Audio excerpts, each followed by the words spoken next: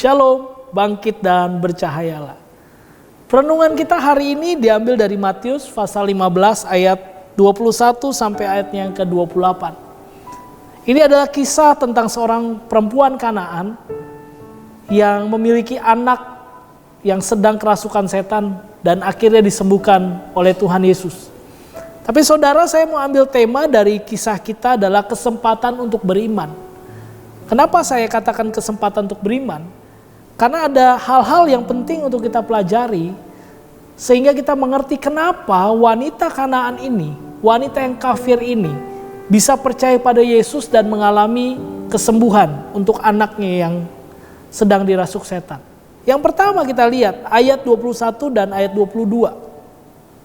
Lalu Yesus pergi dari situ dan menyingkir ke daerah Tirus dan Sidon. Perhatikan, Yesus pergi dari situ. Dari mana? Dari daerah Galilea.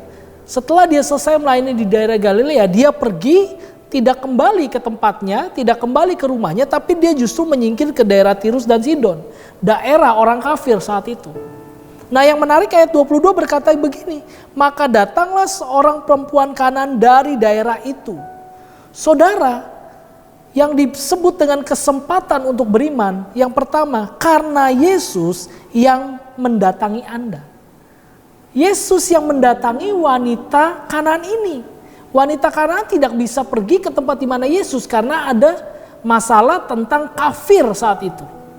Sehingga Yesus yang akhirnya mendatangi wanita Kanaan ini.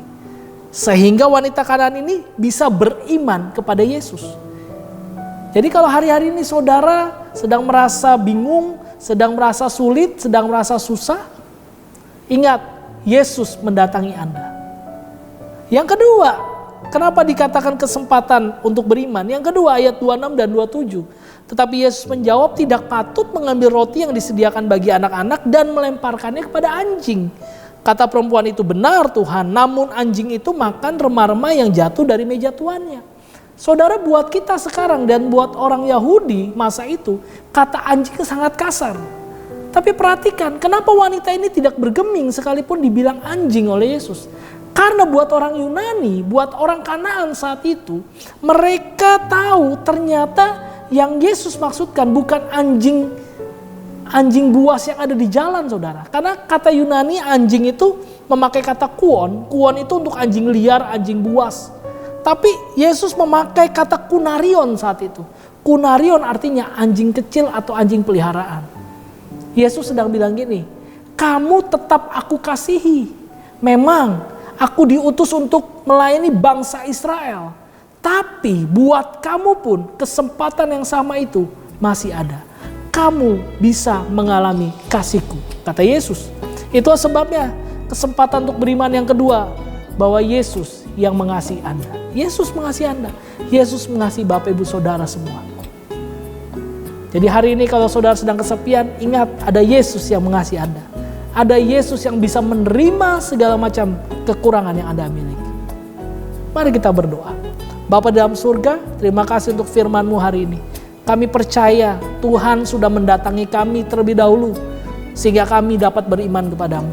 Dan kami juga percaya Engkau Yesus yang selalu mengasihi kami. Dunia bisa tidak mengasihi kami. Dunia bisa menolak kami.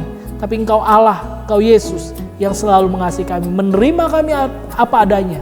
Tetapi Engkau tidak pernah membiarkan kami tetap dalam keadaan kami seperti ini. Engkau akan membawa kami dari kemuliaan kepada kemuliaan. Engkau akan menyembuhkan kami. Engkau akan memulihkan kehidupan kami.